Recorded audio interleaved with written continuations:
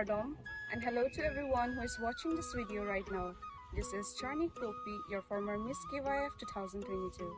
I'm so honored, humble and grateful to be telling you all that the oldest ethnic festival of India is back with its 49th edition, the Karbi Youth Festival, starting from 15th to 19th of February 2023 at Karbi People's Hall, Karalangso. So are you all excited to witness the beauty of culture and the traditions of Karbi Anglong? There is another exciting news to all the pageantry fans all across KarbiAnglong that the new edition of Miss Kyf is back, and it's bringing along surprises like collaboration with KCS, Jagweasong NGO, and Sunsilk Mega Miss Northeast.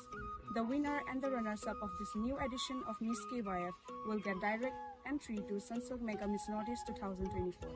So ladies, what are you waiting for? Grab this opportunity and make it yours. The mega audition is on 11th of February at Hotel Hampi, Birla from 10:30 a.m. onwards.